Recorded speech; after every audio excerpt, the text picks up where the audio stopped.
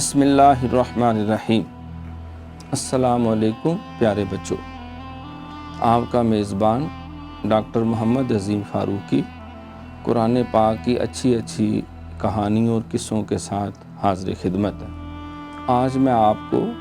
حضرت آدم علیہ السلام کے دو بیٹے حابیل اور قابیل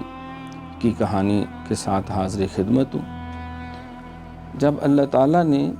حضرت آدم علیہ السلام اور اماں حوا کو اس زمین میں آباد کیا تو اللہ نے آپ کو بے شمار اولاد عطا فرمائی، حتیٰ کہ مفسرین فرماتے ہیں کہ آپ کی وصال سے پہلے آپ کی ساری آل اولاد تقریباً 40,000 کے قریب تھی۔ تو قرآن پاک میں ان کے دو بیٹوں کا اللہ تعالیٰ نے قصہ بیان کیا، کہانی سنائی۔ ایک کا نام تھا حابیل اور ایک کا نام تھا قابیل۔ قابیل جو ہے یہ عمر میں بڑا تھا اور حابیل عمر میں چھوٹا تھا۔ قابیل جو ہے وہ کھیتی باڑی کرتا، اناج اگاتا، کاشتکار تھا۔ چھوٹا جو بیٹا تھا اس کا چھوٹا بھائی حابیل وہ غلہ بانی کرتا، بھیڑ بکریاں پالتا تھا۔ تو اللہ تعالیٰ کے حکم سے حضرت آدم علیہ السلام نے حابیل کی نسبت ایک لڑکی جس کا نام اقلیمہ جو ہے وہ مفسرین نے بیان کیا، اس کے ساتھ طے ہوئی کہ اس کے ساتھ شادی ہوگی۔ قابیل جو تھا اس نے ضد کی کہ اقلیمہ کے ساتھ میں شادی کروں گا، لیکن حضرت آدم علیہ السلام نے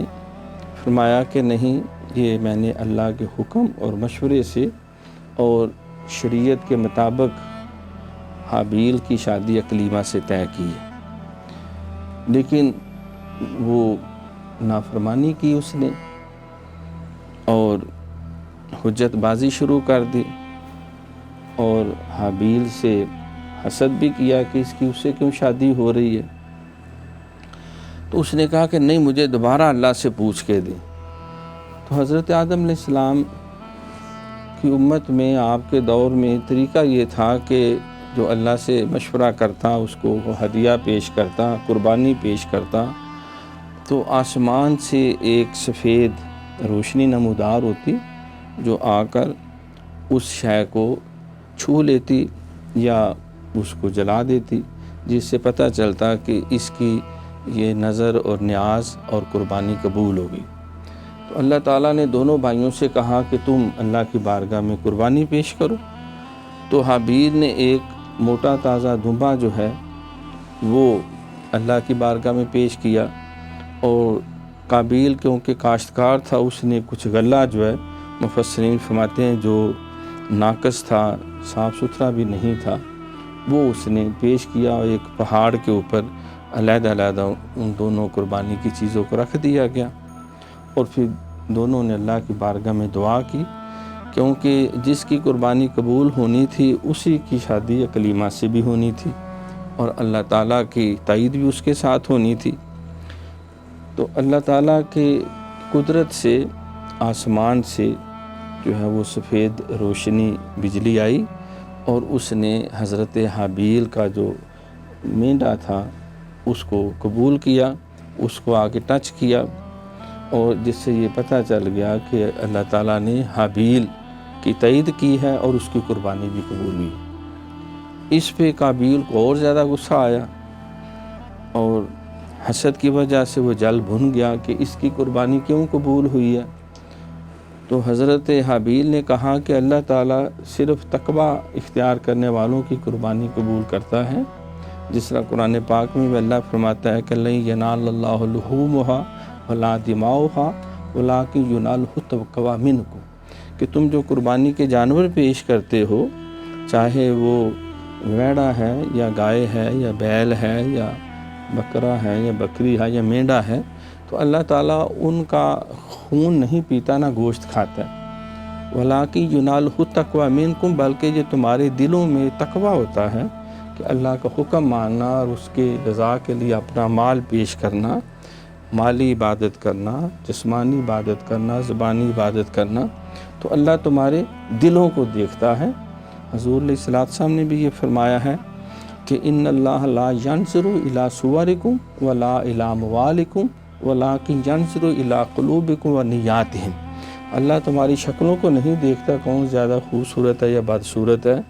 اور نہ تمہارے مالوں کو دیکھتا کس کے پاس زیادہ بڑی گاڑی ہے، کوٹھی ہے، مکان ہے، بلکہ وہ تمہارے دلوں کو دیکھتا ہے، اور اس کے اندر جو اللہ کی محبت ہوتی ہے، تقوی ہوتا ہے، اخلاص ہوتا ہے، اس کو دیکھتا ہے۔ بہرکیف اس کو قابیل کو بڑا غصہ آیا، اس نے کہا میں انتقام لوں گا۔ حضرت آدم علیہ السلام نے اس کو خبردار کیا کہ اب میں نے بھی تمہیں یہ کہہ دیا تھا، اب اللہ کی طرف سے بھی یہ فیصلہ آ گیا، لہٰذا اب تم نے کوئی زیادتی نہیں کرنی اور اللہ کے حکم کے آگے سر تسلیم خم کرنا۔ لیکن شیطان نے اس کو بہکایا، اس کو پھسلایا اور ورگلایا، اس کے دل میں وسوسے ڈالے کہ یہ سارا اس وجہ سے ہوا ہے کہ قابیل کو مجھے جو یہ برا وقت آیا ہے یہ حابیل کی وجہ سے آیا۔ اگر حابیل ضد نہ کرتا اور وہ دستبردار ہو جاتا تو میری شادی بھی ہو جاتی، قربانی بھی نہ کرنی پڑتی، یہ میں ذلیل و رسوا ہوا ہوں شاید حابیل کی وجہ سے، حالانکہ یہ تو اللہ تعالیٰ کی طرف سے حکم تھا، آپ کے باپ حضرت آدم علیہ السلام کی طرف سے حکم تھا۔ تو لہٰذا اس نے دل میں یہ فیصلہ کیا کہ میں بھائی سے انتقام لوں گا، اور اس نے اس کو کہا بھی کہ میں تمہیں مار ڈالوں گا۔ تو اس نے کہا کہ تو اگر مجھے مارنے کے لیے اپنا ہاتھ آگے بڑھائے گا تو میں تو نہیں ماروں گا، کیونکہ میں تو اللہ سے ڈرتا ہوں کہ اللہ تعالیٰ نے انسانوں کو مار پیٹ سے، قتل و غارت سے منع کیا۔ بہرکیف وہ طاق میں رہا، اور ایک دن حضرت حابیل جو ہے وہ درخت کے نیچے سوئے ہوئے تھے اور ان کے بیر بکریاں چر رہے تھے، تو وہ خاموشی سے آیا قابیل اور ایک بھاری پتھر لے کر اپنے بھائی کے سر پہ مارا، اور اتنی زور سے لگا کہ وہ موقع پہ فوت ہو گیا، شہید ہو گیا۔ اب جو ہے قرآن میں ہے کہ وہ اس کے بعد اس کو سمجھ نہ آئے کہ میں اب کروں کیا، یہ پہلا انسان تھا جو فوت ہوا تھا، میں اس کو کہاں لے کے جاؤں، کسی پانی میں بہاؤں، کیا کروں اس لاش کے ساتھ۔ وہ اپنے کندھے پہ اٹھا کے پھرتا رہا، پھر اللہ تعالیٰ نے 2 کوے بھیجے، اور ان کووں نے آ کے طریقہ سمجھایا۔ ایک کوا انہوں نے پہلے زمین کھودی جس طرح قبر کھودتے ہیں، اور دوسرا کوا اس میں لیٹ گیا جیسے کوئی مردے کو لٹاتے ہیں، اور پھر دوسرے نے اس کے اوپر مٹی ڈالی اور بتایا کہ اس طرح تو زمین کھود کے قبر بنا کے اس میں لاش کو دفن کر دے۔ تو اس نے پھر افسوس کیا کہ میں اتنا گیا گزرا ہوں کہ میرے اندر کوے جتنی بھی عقل و شعور نہیں، اور میں نے بہت بڑا ظلم کر بیٹھا ہوں، یہ تو زیادتی ہوگی۔ تو اب وہ قتل کر بیٹھا تھا اپنے بھائی کو، تو اس نے اس کو دفن کیا،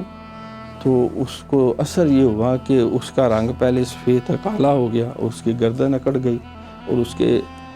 بازو اور پاؤں بھی ٹیڑھے ہو گئے۔ تو اس وقت حضرت آدم علیہ السلام خانہ کعبہ کا طواف فرما رہے تھے،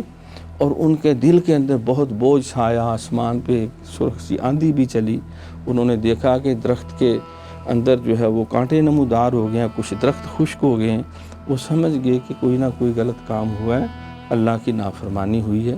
جب وہ واپس گھر آئے اور انہوں نے دیکھا قابیل سے کہ اس کا رنگ بھی کالا ہو چکا ہے، گردن بھی اکڑ چکی ہے،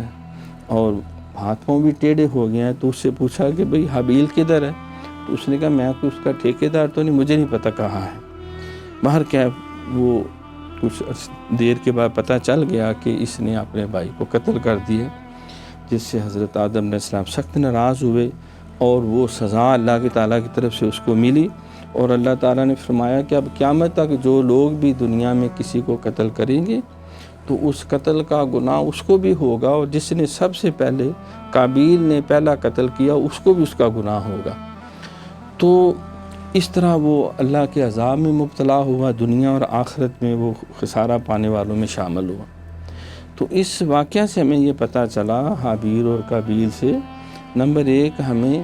اپنے ماں باپ کو حکم ماننا چاہیے، وہ ہمارے دشمن نہیں ہوتے، ہمارے لیے ہمیشہ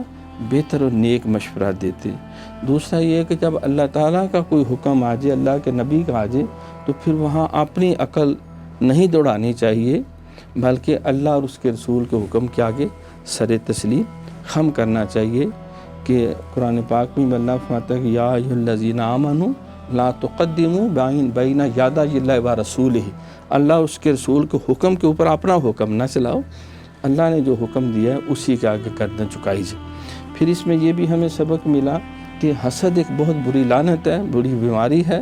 جو لوگ حسد میں مبتلا ہو جاتے ہیں وہ ہمیشہ گھاٹے میں رہتے ہیں۔ پھر یہ بھی پتہ چلا کہ دنیا میں زیادہ تر جو فتنے ہیں وہ زان زار اور زمین کی وجہ سے، عورت کی وجہ سے، دولت کی وجہ سے یا زمینوں کی وجہ سے دنیا میں زیادہ جھگڑے و فتنے ہوتے ہیں، لہذا اس کے بارے میں ہمیں بہت محتاط رہنا چاہیے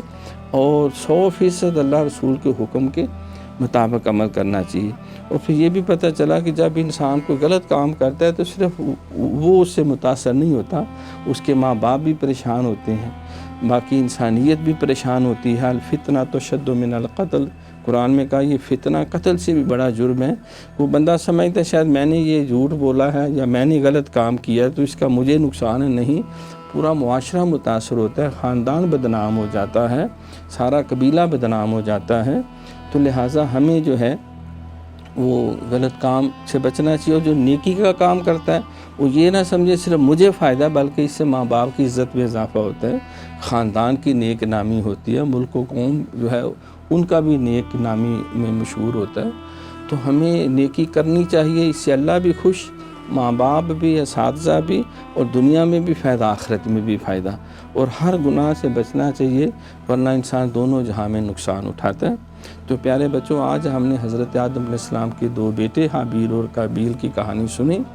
تو انشاءاللہ تعالی ایک نئی کہانی کے ساتھ پھر آپ کی خدمت میں حاضر ہوں گے۔ تب تک کے لیے اجازت، اللہ حافظ۔